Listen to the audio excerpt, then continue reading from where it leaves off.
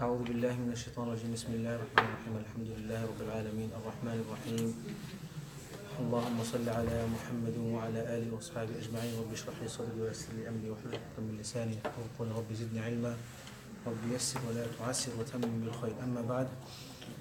We are on page number 89 of Maraq al-Sa'adah, the translation of the following, and Alhamdulillah, with the blessings of Allah subhanahu wa ta'ala, we've managed to cover the chapters of the fara'id of Salah, the wajibat of Salah, the sunan of Salah, the things disliked in Salah, the conditions of Salah, and now we are on the part which will mention, I mean, just before this, we had a list of the things that are disliked in the prayer, makruhat, and now we're moving to the things that are allowed, and there is no problem in the Salah itself, inshallah. Assalamu alaikum, welcome back. Things that are permissible in the prayer itself. Imran Bhai, if you can share with our brother Ibrahim, who's just coming back from Italy, mashallah. Welcome back. Inshallah, it's quite simple. Some of these things you probably already know, but inshallah we'll read it together. Things that are permissible in the prayer. It is recommended for one to place a barrier in front of him when praying. And there was a brother here that asked me last time, about the barrier that we place in front of us when we're praying, if we're scared that someone might walk in front of you. And he said that what if, what's the sort of distance limit? And imagine in the open desert, you still have to open a barrier. Put a barrier, or if someone walks really far away, a few safs ahead, in front of you, does that still sort of affect, or is the sin still there? And to answer that question, the answer would be that as long as he's a significant distance away from the person praying, like 3 safs or more.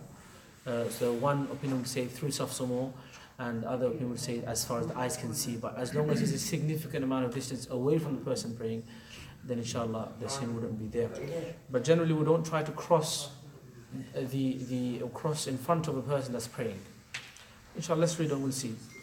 It is recommended for one to place a barrier in front of him when praying. To it now, we'll explain a bit more.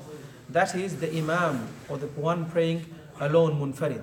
If the imam is praying and he has a sutra, something or a barrier in front of him, and there are loads of people praying behind him, then the imam's barrier suffices for everyone else's barrier.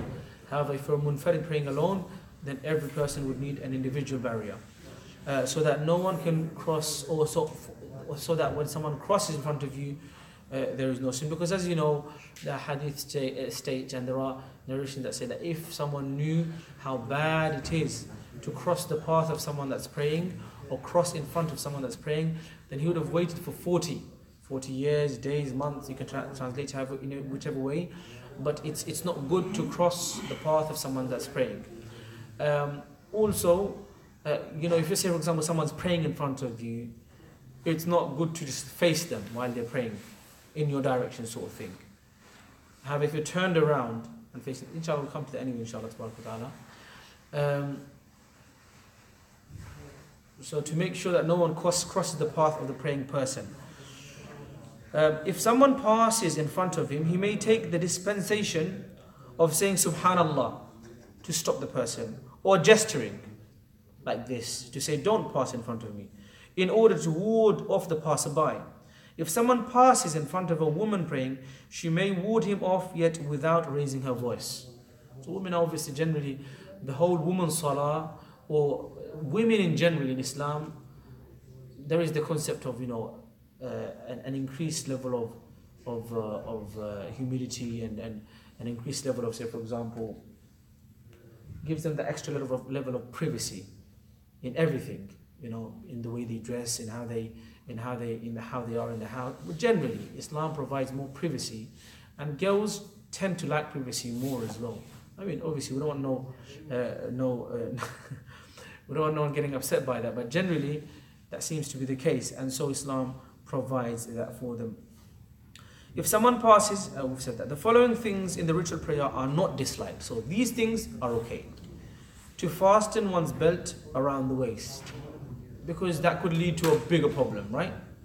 If you leave it loose, then it might actually end up showing your awrah. Number 2, to strap a sword or the like on the belt, as long as its movement is not distracting. Okay?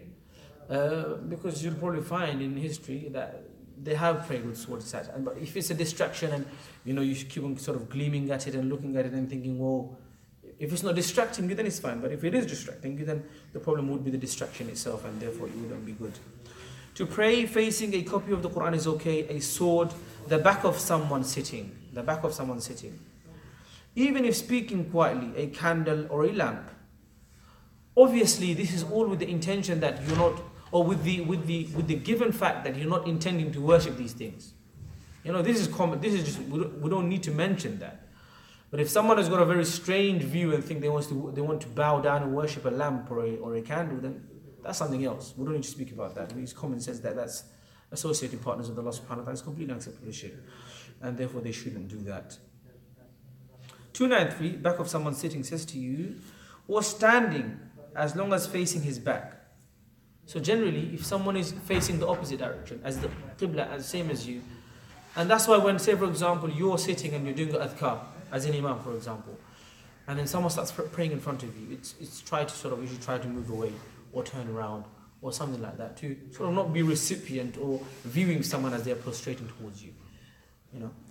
To kill a snake or a scorpion if one fears their harm with no more than 2 strikes, even with turning away from the qibla. Okay? So if you think snake's coming, I need to sort of stop it, even if it means they have to make a really fast movement and you move away from the qibla, you're allowed to do that. But make sure it's precise and it's 2 moves. So quite strong. It is acceptable because 3 moves or more would become, amal kathir, or like something that would appear to be outside of salah and move you, sort of distract you away from salah. And therefore the 2 seems to be the allowed number, because 2 doesn't represent generally a large number, or so in Arabic we say 3, the 3 is the jama. The number 3 represents, plurality, or the fact that it's more than, it's a large number. It is acceptable for one to pray on carpets or rugs, meaning it is better for you to pray on the ground itself. Because the Prophet ﷺ, there are so many narrations that we saw the sand on his forehead, the water on his forehead from when he used to prostrate on the ground. So praying in the masjid is okay, inshallah. Some people think that you still have to pray on the ground, and you probably know who I'm talking about generally, that they carry earth with them to make sure that whenever they prostrate there is a piece of earth. But generally, inshallah, it shouldn't be a problem, especially because, if you were to have a hat or an imama, a turban, and that was to be sort of, on your forehead while you're prostrating, even that would be allowed. And we've studied that before, even though taking it off, removing it from your forehead would be preferred. But it's okay, inshallah. Your salah will be accepted, inshallah. It is permissible to break the ritual prayer, even an obligatory prayer, if one is being robbed of something worth 1 dirham or more, even if it belongs to someone else. So if something's of value, if it's like, say for example, a piece of empty paper, which maybe is not so expensive, it's okay. But if something of significance, something's quite valuable, then you're allowed to stop your prayer if you're being robbed. So it's not like you're getting robbed and you just have to stay there. There is that sort of leniency, inshallah. A shepherd may also break the prayer out of fear of a wolf for his sheep. And just like in a similar way, if you were to be scared that my child who's there might be affected by something or might fall into something, it's going to come as inshallah. It is mandatory wajib to break the ritual prayer if one hears a call for help for someone in an emergency, or if one fears with reasonable likelihood that a blind person will fall into a well or the like. So in that case, it's wajib for you to break your prayer. First one is, it's okay. It is permissible. If you're being robbed of something worth more than a dirham. But then it's wajib if someone's life is at danger. So if you're out there praying and mashallah enjoying your prayer a lot, and someone's about to get harmed, then you need to realize what's more important. A midwife may delay her ritual prayer even until the time expires out of fear for the baby or the mother in delivery. It makes sense, right? The same ruling applies to a traveler who fears highway robbers. And so remember when we spoke about the prayer times and mixing between and praying one, and we spoke about that in detail. But we generally said even then that if you are scared that if I pray each salah in its own time, I might get robbed because it exposes you more, or that if you pray in that or that at that particular time in your journey you might be in a certain pirate area, and therefore for you to pray it muqaddaman or early or later for Maghrib and Isha, that for example it's Maghrib time now, but if I stop to pray here, I will most likely get robbed, hurt, robbed, killed, and therefore you're allowed to delay the prayer out of the prayer time, out of Maghrib time into Isha time, and pray it at Isha later on, inshallah ta'ala. That's clear. Abandoning the prayer. And generally, I will say this in summary, it's not good to abandon the prayer. And had it been an Islamic legal system, an Islamic government, when certain bad deeds have a ripple effect on society, so for example, drinking alcohol in public. Now, even in this country, it's not legal for you to drink in public. You have to hide it you see people put it inside in paper bags. On trains, for example, you can't drink publicly. And there is that level of, you might ask why? Well, then they might answer you by saying that it affects everybody else in society. People are affected, or young persons passing by. And there may be so many reasons behind it. And now generally Islam is very concerned about protecting society. And so if it's the interest of one person against the interest of many people, the interest of many people is put forth. Does that make sense? Now, generally if you leave a prayer privately, this is between you and your Lord, right? Allah subhanahu wa ta'ala forgives you, punishes you, or whatever. But then when it's publicly and everyone knows that you're missing a prayer, and it's having an effect on younger people or people in the society, and a similar sort of case would be for drinking as well, then the state would step in. Okay? And this is very logical. It needs to make sense. Just like the British government deems it, for example, not correct for you to be drinking in public transport, in a very similar way, an Islamic law or an Islamic government may deem it or would deem it wrong for someone to publicly miss worshipping Allah subhanahu wa ta'ala. And therefore there would be reprehensive, or there would be some sort of a punishment there. Not necessarily because the person isn't praying, because if you wasn't to pray in your own house privately, and any sin in secrecy is between you and your Lord. But when it comes to protecting society, whose job is that? Realistically, it's Allah's job, but tactically or in reality in the world, it's the job of the government, and therefore they would step in and they would have something to say. And there is a chapter here which maybe I would prefer not to read it out loudly, but it's not good. And I think not reading it out loudly is solely for the reason because we are not necessarily in an Islamic government right now, but there are chapters and chapters in Islamic law which are relevant to those times. Okay, but generally as a person, since you're not living under an Islamic government, you would say that you shouldn't miss your prayer. It's very wrong to miss your prayer, and it's one of the big sins, right? And we'll move on, inshallah. Praying on a riding animal, and this is an interesting mas'ala we'll come to, inshallah. Obligatory fard and mandatory wajib prayers are invalid if performed on a riding animal or in a vehicle, as is a prostration of recital if the verse was recited or heard before mounting the animal, except in case of necessity, such as muddy terrain, fear of a robber if one were to descend or stop, or inability to remount after descent. These are quite individual cases. Generally, we're saying, if you're sitting in a car and you're traveling, right, and you want to pray, Fajr, Dhuhr, Asr, Maghrib, any of the mandatory prayers, or witr, you need to stop. Get off and pray the Salah with all of its arkan, and its wajibat. So ruku' sujood need to be carried out properly. Okay, so we can't just sit and pray the fara'id. They need to be carried out properly. However, generally, if it's a nafil prayer, without any excuse, if it's a nafil prayer without any excuse, you don't have any excuse, you just want to pray some nafil prayers, but you don't have the energy or the drive to stand up and pray, you can pray sitting down. When it's fard prayers, you need to make sure that you're carrying out its activities properly, inshallah ta'ala.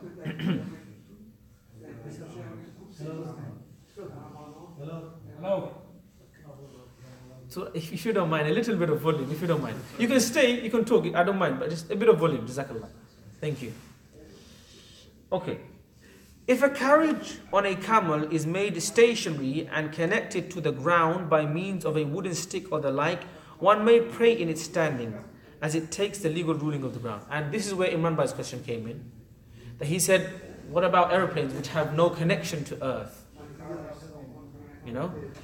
And so now if we say, the reason why you're not allowed to pray inside a vehicle is because you can't carry out the arkan, the standing, the sitting, and all the... Then in that case, in an aeroplane, you can understand that if you stand and pray, it's fine. If that's your argument, if that's the problem.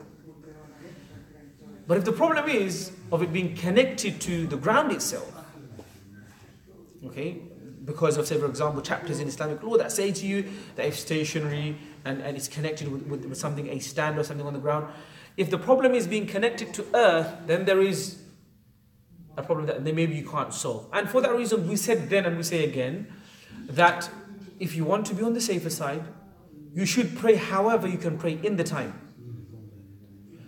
In a lot of aircrafts, airlines say to you now, even in Egypt here when I was there last time, and this is when everyone turns into a legal jurist, and the sort of air steward says to me, it's okay, Sheikh, pray sitting down, it's fine, it's accepted. That's fine, obviously this is what he's being, that is an opinion. But say for example, you wanted to, because we need to respect both the requirements of the salah and the time of the salah as well, right? Because both are conditions. And so to respect the time of the prayer, we would pray however we can at that time. So even if, say for example, you're in a very long journey, okay, and you can't park, you can't stop, and you've got a very limited time to pray, if it's Maghrib or something like that. So you would pray wherever you are, sitting down in a car or in a bus or in an aircraft. But then when you can, when you have more time, you would repeat it to be on the safe side, do qada of it, so that inshallah the arkan, the actions of the salah are complete, and also the time is also complete, and not to ignore either or, because both are very important, because we've understood that the conditions of salah are such and such and such, and we've read them and we've understood them, and we should also try and memorize them, inshallah ta'ala.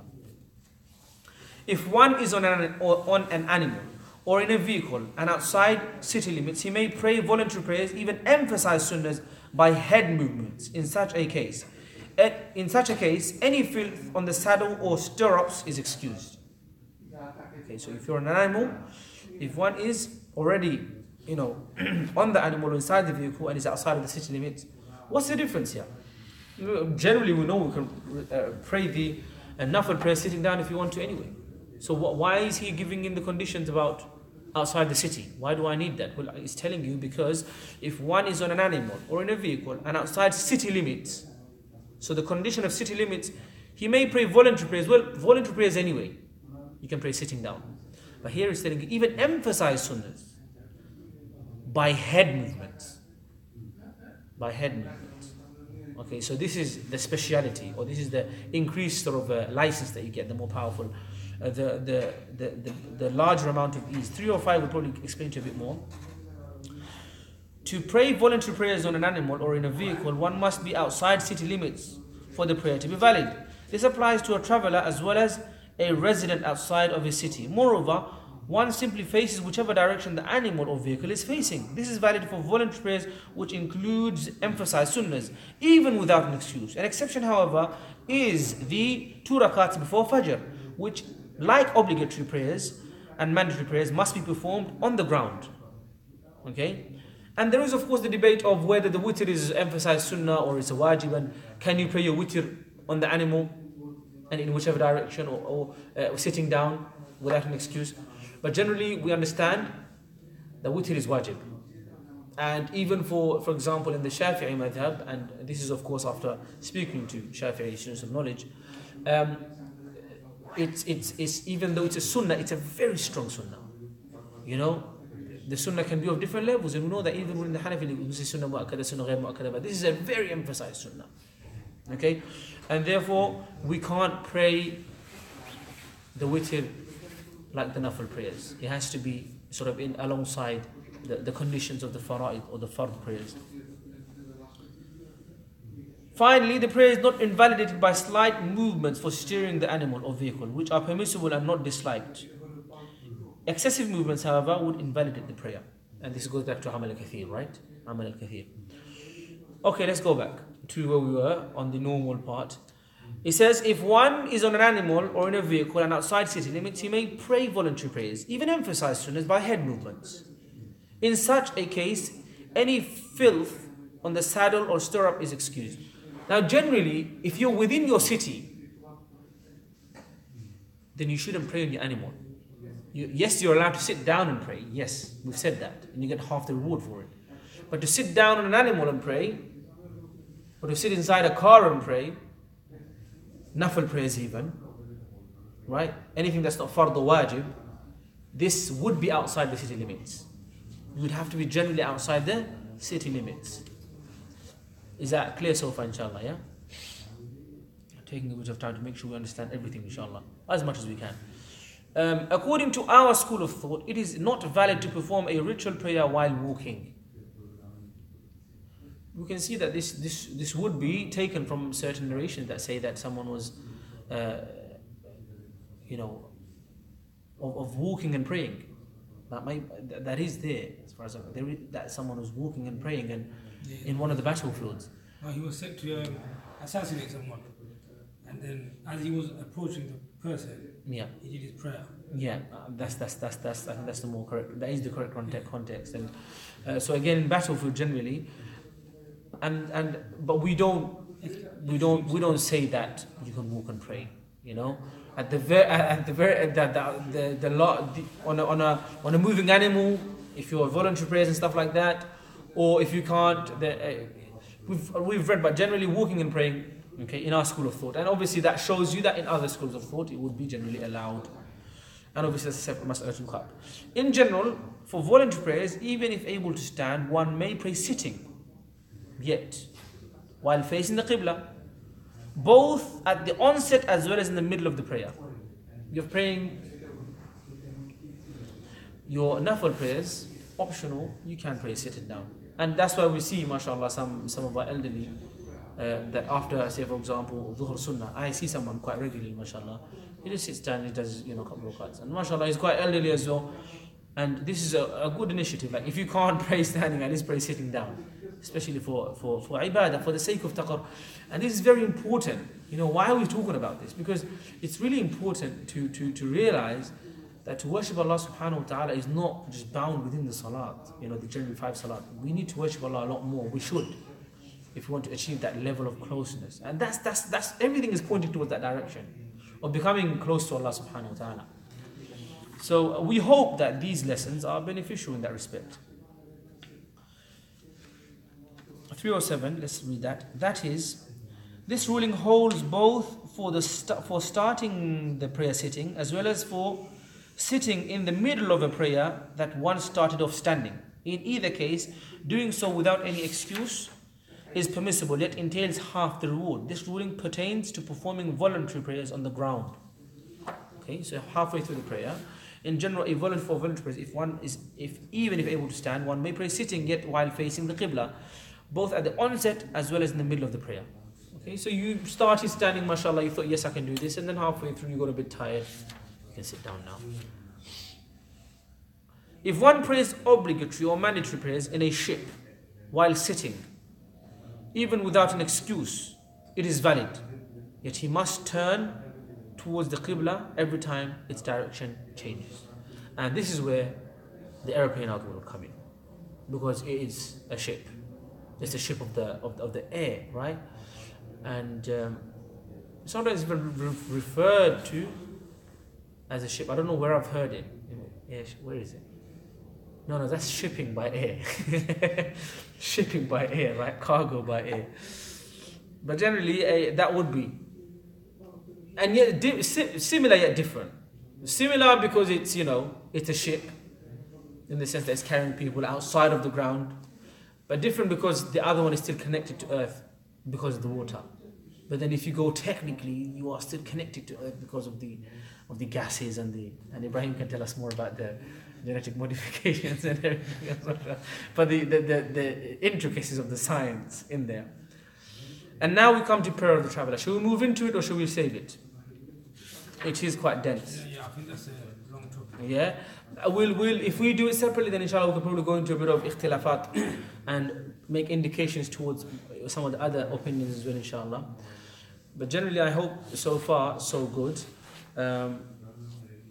We're doing okay, hopefully, inshallah, in terms of pages and progress. We want to move on. Plan is to finish the 5 pillars, and we're doing well, inshallah, by looks of the pages that we're covering, inshallah ta'ala. Obviously, at the end, there are a lot of pages that just teach you the du'as. And there is also a chapter of hunting, Sayyid, which might be interesting for some. But are there any questions for today? Yes, please. Bye. You know, you mentioned about if there was a Islamic system, somebody publicly left the prayer, there would be there'd be some sort of intercession or there would be some sort of involvement involvement. Does that mean the leaving of prayer is like a modern problem, or as in, was it that rare that they used to step in if somebody left the prayer? The fact that the government steps in doesn't necessarily mean it's rare. It means that it's happening is quite serious. So even before, at the time of the Prophet ﷺ, we had munafiqun who used to pretend to be praying and not pray and leave the prayer as soon as it came, or sometimes not even attend the prayer. So leaving the prayer has been a problem for those who don't pray from the beginning. So I don't think, or generally, the fact that it's in the legal system doesn't mean that it was a rare case. But obviously, generally with fasadu zaman, as the time corrupts or the age is corrupt, and with and as we know, as we get closer to Qiyamah, deen becomes less important to people, as we can see even now. And so obviously these things are probably more recurrent now across the globe. And maybe these are some of the reasons why we're getting so humiliated. And this, of course, because at the end of the day, إِنَّ اللَّهَ لَا يُغَيِّرُ مَا بِقَوْمٍ حَتَّى يُغَيِّرُ مَا بِأَنفُسِهِمْ, that Allah doesn't change what's with the people until they change themselves. I'm not saying this is only the only reason, but amongst the reasons, I mean, we can comfortably say, or uncomfortably say, that being distant from Allah subhanahu wa ta'ala is one of the biggest reasons, or if not the only reason why we are, feeling sorry for ourselves. But it just means that it happened, it probably used to happen, maybe a bit less before, but it is quite a serious thing to just leave the prayer like that, especially if it's affecting others. And for that reason, if you were to now take that example into your home, if you're, say, for example, the elder brother in the house, or the man of the house generally, you're the dad, and you're someone of authority in the house, and you realize that one of the siblings or one of the friends, by not praying, is affecting the prayer of the other people in the house, you should take it quite seriously. There should be some sort of discipline there. Because the Prophet's hadith is there that you should train your kids to pray from 7, and from the age of 10 you should take that sort of to disciplinary action. Hitting is maybe one type of disciplinary action, but again, you need to be very strategic, because some of the things the Prophet ﷺ may have said in the narration, but did he ever do anything negative or harmful or even, abrupt to a child? No. So, we need to understand everything and not just parts of it. So generally, discipline has to be there. And there are other narrations that say to you that there should be, the stick of discipline should be in every single home, and it should not be lifted. And this is, of course, completely out of love. It is completely unallowed and wrong for you to, completely wrong, for you to harm anyone in your house, your child, your children, or to punish them or to discipline them out of anger and out of wrath, just because you're angry, because your temper's gone high. No, it has to be strategic. So even if you say, for example, write me 100 lines or stand in the corner for 20 minutes. Does that make sense? It has to be out of love for that person and not because I hate him. It has to be very calculated. Because Allah subhanahu wa ta'ala is ma fi sudur. Allah knows everything. يَعْلَمُ خَائِنَةَ الْأَعْيُنِ وَمَا تُخْفِي الصُّدُورِ. He knows everything, what's inside your heart. And so if you're torturing a child and you have the intention of torturing a child and being abusive and not with the intention that he might do something good out of it, then Allah will watch that, and He's watching that, and will hold you accountable for that. And it's very important to realize that. But sometimes, as a parent, as an elder, you might get carried away. You might start telling someone off for a good intention, and then you just you go a bit further on, and you take it out of its limits. But it's really important to be. Any other questions? Yeah, Ibrahim. Welcome back, first of all. Where have you been, man? Long time. I actually asked your father about you, and he gave me your number. I called you, but then it's going all gone. So in the last one, it said that you're allowed to pray while sitting, even the mandatory prayers in a ship. How come it's not the same when you're in a car or something? I think it wasn't allowed in a car. In a car, we brought that in ourselves, in the vehicle generally. Let's read the 308. What does it say to you? However, he must perform bowing ruku by bending his back and prostration sujood on the ground. He may not simply pray with head movements without any excuse. Now, obviously, it's a very good question, to be honest. Why is it in the ship that you're allowed to sit and pray? And we said in the vehicle you can't. Exemptions, when there is a specific exemption like that, you would most likely have some specific hadith or something, some sort of evidence. But you know what I'll do? Without trying to just say it from the top of the head, I will inshallah look into it and maybe get back to you probably with it. But generally, when it's a specific exemption, it has a specific evidence to back it up. But when you say logically on the ship, you're not going to be able to stop the ship and go on land, are you? But he's saying while sitting down. This is the part. I think it kind of clarified on 308 because it mentions here that he has to perform you his have ruku. to sujood on the ground. But that's with the head. Yeah. The question still stands. Why are you allowed to sit down and pray even your obligatory prayers in a ship by sitting down? That's the same thing with the aircraft. So if we were to take the example and back to the steward that told me it's okay, right? Is there a strong opinion saying it's okay? According to what I'll do generally, we'll look into it. Okay, we'll find out exactly why is it just this. Most likely, I'll tell you what it is. Inshallah, we'll find. But it's generally, when there is a specific exemption, it's because there is a specific dalil for it. Okay, something doesn't seem to be logically you said this then. Well, why is it? Well, it's because it's a specific dalil there. Khalas, yes. With the examples of breaking Salah in necessity, do you then need to perform your Salah from the start, or do you continue from? No, generally, because it's called in the prayer, you're still in the prayer. So these things do not break your prayer. So you just carry on from where you left off. So even if you to kill a scorpion with 2 strikes and move away to one of the really fast movements, and just to remove the danger, you carry on as if you're praying. And we remember when we were talking about tahara as well, and we said there is the opinion within the Hanafi legal system that if you break your wudu, quickly do wudu, don't talk to anyone, come back. And again, even in that case, you were just carrying on from where you left off. So with the child, for example, if your child is gonna fall off the chair or something, and you have to just sort them out. Yes, you should continue. Exactly, that's right. Yeah. Yes, because to avoid the harm quickly. But that's not life-threatening. He's talking about generally just hurting himself. Yeah. But even then, if say you for don't example, break the prayer, you just no. Generally, 1 quick or 2 quick movements generally is okay. But they hear because generally we said before that you can't turn away from the qibla. Yeah. So the exemption here that's allowing us to do something different is the turning of the body away from the qibla in 2 quick movements in case of emergency. Yeah. Okay, Brian? Any other questions, Brian? Inshallah, when we come to Islamic finance, your questions will come in. Maybe, inshallah, we will do a course in the future when we're finished with these parts, inshallah. Remember, I will lead it. Huh? Remember, I will lead the course. Inshallah. Remember, we'll be one of the key planners and instructors of it, inshallah. You guys know about the Saturday series that we're doing of Yusuf alayhi salam. You should come. We 4 weeks, every Saturday, you know about it.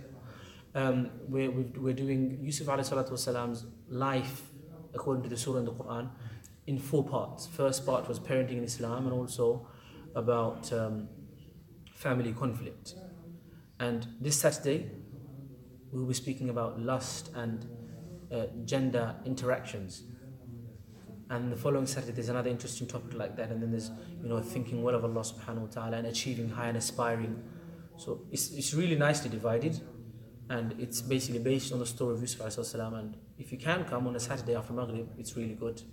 Last week we had a good attendance, and it's already on YouTube. But generally, inshallah, try and attend if you can. May Allah subhanahu wa ta'ala accept from all of us. سبحانك اللهم أشهد أن لا إله إلا أنت أستغفرك وأتوب إليك. السلام عليكم ورحمة الله وبركاته.